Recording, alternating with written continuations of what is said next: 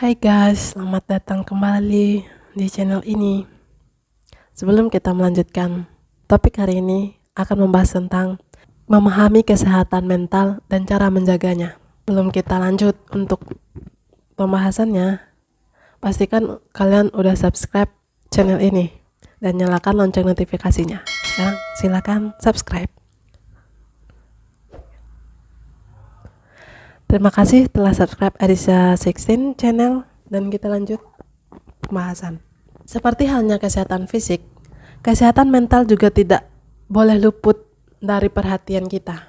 Jika kesehatan mental kita terganggu, kondisi fisik dan kualitas hidup kita juga bisa menurun. Untuk mengetahuinya, mengenai kesehatan mental, seseorang dapat dikatakan sehat secara mental ketika ia merasa sejahtera, baik secara psikologis, emosional, maupun sosial. Kesehatan mental berpengaruh terhadap bagaimana seseorang berpikir, merasakan, bertindak, membuat keputusan, dan berinteraksi dengan orang lain. Kenapa kesehatan mental perlu dijaga?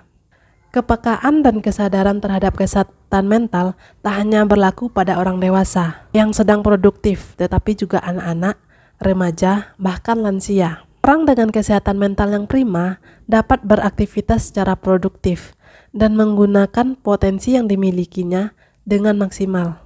Ia juga mampu berpikir positif dan jernih ketika dihadapkan dengan berbagai persoalan. Hal ini akan menuntun diri kita menjadi pribadi yang lebih baik dalam menyikapi suatu masalah. Mental yang sehat juga baik untuk kehidupan sosial. Orang dengan mental sehat dapat berkomunikasi lebih baik, mudah bergaul, dan memiliki pertemanan yang sehat. Ia juga lebih mampu memberikan kontribusi yang baik kepada komunitas atau orang-orang di sekitar mereka. Tidak hanya itu, kesehatan mental juga dapat mempengaruhi kesehatan fisik. Seperti kata pepatah, di dalam tubuh yang sehat terdapat jiwa yang kuat. Seseorang dengan kesehatan mental yang baik terbukti berisiko lebih rendah terkena penyakit kronis seperti stroke, diabetes tipe 2, dan penyakit jantung. Penyakit mental yang perlu diwaspadai adalah ada banyak faktor yang dapat mempengaruhi kondisi kesehatan mental seseorang. Mulai dari faktor keturunan, trauma masa lalu, pelecehan seksual, atau pelecehan fisik, gaya hidup yang tidak sehat, hingga cedera pada otak. Berdasarkan gejalanya, penyakit mental terbagi menjadi dua, yaitu psikotik dan non-psikotik. Penyakit mental psikotik atau psikosis adalah suatu kondisi mental yang membuat penderitanya sulit membedakan realita dan kerap mengalami halusinasi, yaitu melihat atau mendengar sesuatu yang sebenarnya tidak ada. Selain itu, penderita psikotik juga percaya terhadap suatu hal yang sebetulnya tidak benar atau delusi.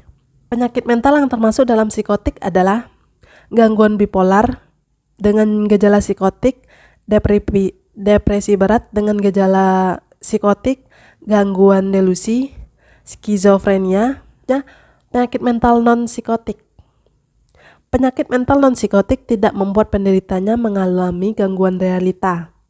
Namun, penderita penyakit mental ini biasanya mengalami gangguan perasaan atau memiliki pola pikir yang tidak sesuai dengan hukum atau norma yang berlaku. Penyakit ini berhubungan erat dengan stres dan trauma yang pernah terjadi dalam hidup penderitanya. Yang meliputi penyakit mental non-psikotik adalah depresi, gangguan kecemasan, fobia, serangan panik, obsessive compulsive disorder atau OCD. Jadi, bagaimana cara kita bisa menjaga kesehatan mental? Hargai diri sendiri. Misalnya, dengan tidak membandingkan diri sendiri dengan orang lain. Dengan menghargai diri kamu sendiri, kamu bisa lebih mempercayakan diri kamu dan menerima diri kamu apa adanya, tanpa peduli apa pendapat orang lain. Kedua, usahakan untuk selalu melihat sisi positif dari suatu masalah. Ketika kita membanjiri pikiran kita dengan hal positif, itu juga berefek positif bagi kehidupan kita, sehingga kita tidak perlu merasakan energi negatif yang ada dari pikiran kita, yang menyerap kita untuk menjadi overthinking. Ketiga, perlakukan dirimu seperti kamu memperlakukan orang lain yang kamu sayangi. Jangan hanya memperlakukan orang lain dengan semua usaha terbaik yang kamu miliki, tapi jadikan dirimu prioritas utama untuk selalu disayangi, seperti kamu menyayangi orang yang kamu sayangi. Keempat, temukan cara terbaik mengelola stres untuk diri sendiri.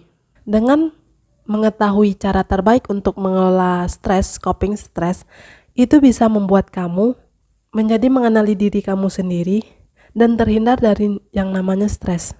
Hal yang bisa kamu lakukan seperti menulis buku harian, berjalan-jalan santai, atau berbincang dengan teman dengan hal yang membuat kamu enjoy. Kelima, syukuri segala hal yang dimiliki agar dapat menerima dan mencintai diri sendiri. Dengan kita banyak bersyukur, kita akan menjadi lebih bisa menerima nikmat yang diberi Tuhan kepada kita dan bisa melihat sisi-sisi positif yang ada di sekitar kita dalam hal terkecil yang kita miliki. Nomor 6, terapkan pola hidup yang sehat. Seperti konsumsi makanan sehat, olahraga secara teratur, dan istirahat yang cukup. Ini yang paling penting. Istirahatkan pikiran dan fisik juga. Jangan hanya istirahat secara fisik tapi mental tidak. Saat kamu merasakan stres, jangan pikirin masalahnya.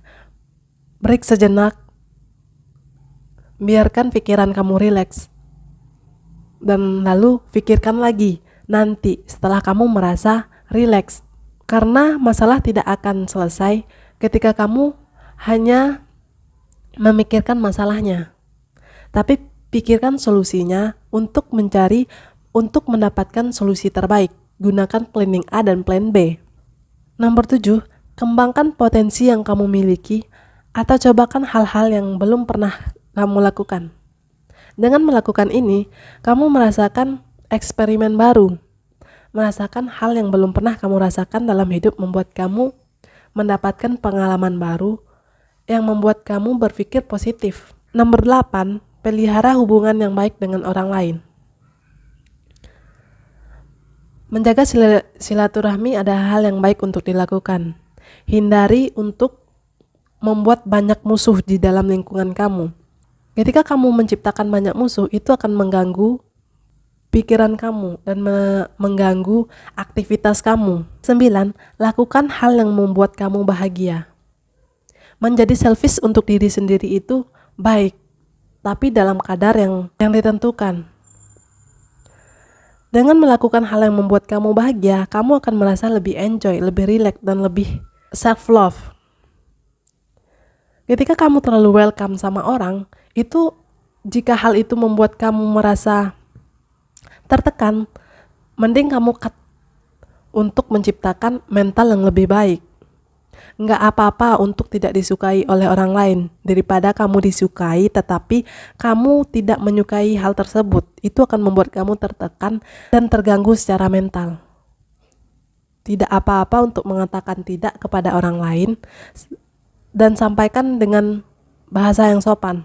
Selanjutnya, hindari sikap perfeksionis yang berlebihan. Jangan memaksa diri kamu terlalu keras untuk melakukan hal yang tidak bisa kamu capai. Sesuaikan target kamu yang rasional. Jangan terlalu ingin menjadi sempurna, karena yang namanya manusia tidak ada yang sempurna. Ketika kita melakukan aktivitas dan itu kita gagal melakukannya, tidak apa-apa. Anggap itu sebagai batu loncatan kita untuk mendapatkan hal yang lebih baik lagi. Jadikan itu sebagai pengalaman, pembelajaran untuk kamu ke depannya. Dengan hal ini, kita akan menjadi lebih positif dan tidak menekan diri kita terlalu keras. Dan terakhir, lakukan meditasi atau teknik mindfulness untuk memusatkan perhatian dan kesadaran kita. Dan meditasi ini penting banget untuk kita lakukan karena ini akan membuat pikiran kita rileks dan membuat kita tetap berpikir jernih. Dan ini juga salah satu metode untuk menghilangi stres dalam hidup kita. Dengan melakukan meditasi, seenggaknya kita dapat mengurangi stres yang ada dalam pikiran kita dan membuat kita rileks dan santai. Penting untuk diingat bahwa kesehatan mental merupakan hal yang tidak boleh diabaikan dan harus dipelihara sebaik mungkin. Mungkin untuk pemerintah kita, kesehatan mental masih kurang karena pemerintah dan masyarakat masih terfokus dengan kesehatan fisik, padahal belum tentu. Kesehatan fisik, ada orang yang terlihat kuat secara fisik, mempunyai badan bagus, dan gerakan yang cepat dan lincah. Tetapi di dalamnya mereka rapuh, lemah, dan terkadang memendam stres yang ada dalam dirinya atau trauma yang ada dalam dirinya.